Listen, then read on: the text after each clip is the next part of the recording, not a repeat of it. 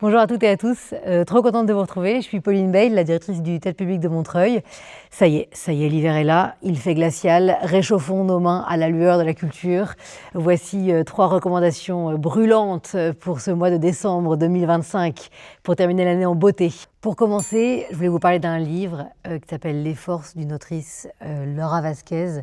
Un livre qui est sorti au début de l'automne et qui nous emmène à la découverte à la fois d'une forme littéraire assez singulière. Laura Vasquez, c'est une autrice qui mélange avec beaucoup de créativité les registres, les genres au sein d'un même livre.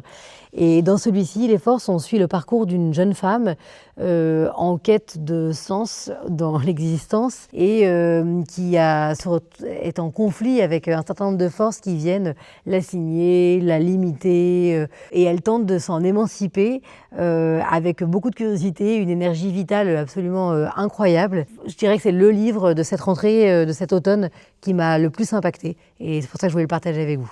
Autre rendez-vous, Elsa Dorlin revient au CND, un rendez-vous vraiment à ne pas manquer et qui est un séminaire qu'elle consacre à la violence. Cette philosophe que vous connaissez peut-être, philosophe féministe, a écrit un livre qui s'appelle Se défendre, une philosophie de la violence, qui offre une réflexion passionnante sur l'usage de la force et comment est-ce que l'usage de la force est quelque chose qui circule et comment de victimes l'histoire nous amène parfois à devenir bourreaux. Et dans ce séminaire au CND, Elsa Dorlin prend la parole donc, en tant que philosophe, donc offre un moment de partage de sa propre réflexion, mais invite également des penseurs et des penseuses d'aujourd'hui sur différentes questions qui ont toutes trait à la violence, qui est un sujet qui nous touche tous et toutes de près, de loin, intimement, politiquement, et dont il est important d'offrir des chambres d'écho, de réflexion collective. Et pour moi, c'est des espaces assez salutaires en tant qu'artiste. Ça vient complètement nourrir mon processus de création et de réflexion pour comprendre ce que j'ai envie de rendre visible, notamment dans le cadre de ma prochaine création, qui est une adaptation du Mahabharata, qui aura lieu en septembre prochain.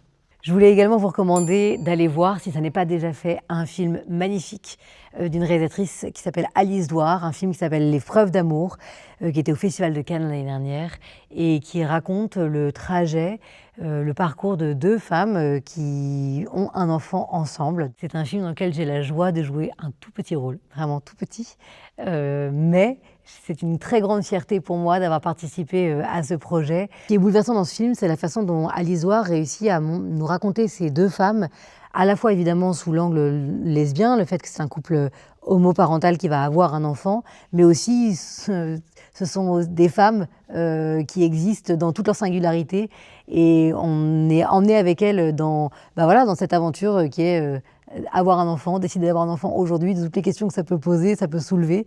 Et donc c'est un film très fédérateur et très, très généreux. Et voilà pour décembre. À votre tour, n'hésitez pas à partager avec nous vos recommandations, vos coups de cœur, ce qui vous a marqué en cet hiver glacial. Comment est-ce que vous réchauffez vos petits cœurs à la lueur de la culture? Ça nous intéresse et on le mettra ensuite en partage sur le site et les réseaux du TPM. Merci beaucoup. Salut.